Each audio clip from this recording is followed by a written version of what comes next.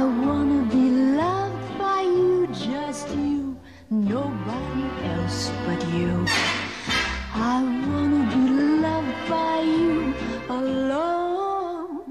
Boop-boop-be-doo. Voilà, c'est là, tout le monde chante votre arrivée, Olivia. Ça fait du bien, hein, de temps en temps. On sent, ouais. Au milieu des personnages historiques, des légendes dont vous allez nous conter les histoires ce matin. Voilà. Ça pas toutes, parce que sinon on est encore là après-demain. Non, mais j'adorerais. Bah ouais, ça j'ai vu, oui. Je vais commencer par les Kennedy. Grâce à d'où la petite chanson, Dugan. hein, juste avant quand même. Voilà, une émission très bien produite. Marilyn Monroe, Jack Kennedy, Robert Kennedy, le nouveau roman de Marc Duguin. Marc Duguin, c'est un grand écrivain français qui, pour moi, est vraiment très très haut du côté des Houellebecq ou des Pentes, qui parfois n'est pas tout à fait assez, je trouve, reconnu. D'ailleurs, je suis scandalisée qu'il ne soit pas sur la première liste du prix Goncourt. Alors c'est peut-être parce que... C'est bien de le dire en souriant quand même. Je vous le dis en souriant, mais je suis quand même scandalisée sans sourire. Un bon entendeur, salut. Parce que je pense qu'il s'inspire de sujets qui, pour certaines personnes, sont plus des sujets de séries télévisées que de séries de littérature. Notamment, il a fait tomber dans la littérature le domaine de la vie politique française avec une trilogie passionnante qui s'appelle L'Emprise. Si vous ne l'avez pas lu, vous courez à la librairie sur vos petites papates et vous achetez les 3 volumes de L'Emprise. Il est aussi un grand spécialiste de la vie politique américaine. Il a fait un livre qui s'appelait La malédiction d'Edgar, où il parlait d'Edgar Hoover, le grand patron du FBI, l'avenue des géants. Oui, il se mettait dans la tête d'un meurtrier. C'était fascinant. Et là, dans Ils vont tuer Robert Kennedy, c'est une sorte de condensé de toutes ces obsessions, l'Amérique, mais aussi la morale et la culpabilité. Ils vont tuer Robert Kennedy. C'est un roman gigogne. Vous avez d'un côté un roman intime, de l'autre un document, d'un côté une enquête personnelle, de l'autre une enquête historique. Le pitch. Un homme, Mark O. Dugan. C'est une sorte de double de l'auteur. Il faut savoir que d'ailleurs le grand-père de Marc Dugan est irlandais. On est en Colombie. Donc Dugan le bien nommé. Exactement. On est en Colombie-Britannique. Il est chercheur en histoire contemporaine et il est passionné par l'histoire de l'assassinat de Robert Kennedy parce qu'il est persuadé que cet assassinat a un rapport avec la mort tragique de ses 2 parents. Or, son père n'était pas du tout un homme politique, c'était un psychiatre spécialiste de l'hypnose. Donc, il va partir enchevêtrer comme ça les 2 enquêtes.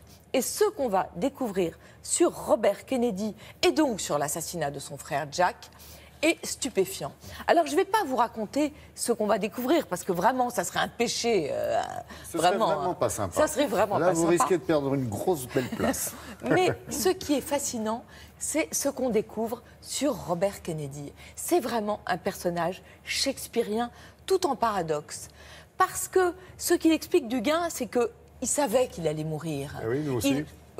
Oui. On sait qu'il est mort. Donc c'est pas... Non, mais c'est ça l'intérêt de ces livres, c'est parce qu'on découvre d'autres choses entre la fin tragique que l'on connaît. C'est comme pour les autres personnages dont vous nous parlerez tout à l'heure. On connaît la fin de l'histoire. Voilà, mais on est fasciné par tout ce qu'on va découvrir. Voilà. Et notamment, il a vu son frère mourir, il a vu Martin Luther King assassiné, et il y va un peu comme vers un suicide, parce qu'il a une relation très particulière avec son frère, qu'il adorait, mais dont il est peut-être indirectement responsable de la mort, parce qu'il a chassé la mafia, la tête à côté, hein, qui avait été... Non, mais c'est là qu'il est extraordinaire. Bien sûr. C'est là qu'il y a le scoop dans le bouquin, c'est que lui, il le prouve. Qu'il est responsable un petit peu en partie de la mort de son frère. Ça fait des films et des livres que vous voyez des thèses sur la mort de Jack et la mort de Robert. Là, ce que vous allez découvrir est stupéfiant. Et je vous dis, au travers d'une mise en scène qui est à la fois très personnelle, parce que je pense que cette histoire, pour Dugan, elle est obsessionnelle pour Dugan, Mark O. Dugan. Elle est obsessionnelle et elle est intime. Et en même temps, vraiment, révélation historique. Ouais. Vous le prenez, vous ne pouvez pas le lâcher. Et en même temps, c'est des révélations sur l'Amérique d'aujourd'hui. Parce que les gens qui ont causé l'assassinat des frères Kennedy, eh ben finalement, ils sont encore au pouvoir aujourd'hui. Ah, vous avez les noms ? Il y a une petite scène à propos de George Bush qui est dingue. Est-ce que vous vous souvenez de ce que vous faisiez le jour de l'assassinat de Kennedy ? Alors, vous aviez quel âge ? Voilà, j'étais très jeune, malgré les apparences. Mais tout le monde se souvient de les gens qui ont vécu ça, ils s'en souviennent. Il y a des événements chocs. Eh bien, George Bush, il s'en souvient pas. Il s'en souvient pas. Non, désolé, je savais pas. Lequel? Celui qui ne peut plus témoigner ou... Le vieux George Bush. C'est chez Gallimard et honnêtement, c'est passionnant. Je vous le conseille, c'est aussi bien qu'une tragédie antique. Alors ça, c'était une légende, qui n'en est plus une. Après avoir lu ce livre, il y en reste d'autres. Et quelques personnages. Une nouvelle collection pour les collégiens qui s'appelle Destin extraordinaire, dans lequel on demande à des écrivains très populaires de revisiter Cléopâtre, Sarah Bernhardt, Jeanne d'Arc. Et ils le font à chaque fois par l'intermédiaire d'un personnage enfant.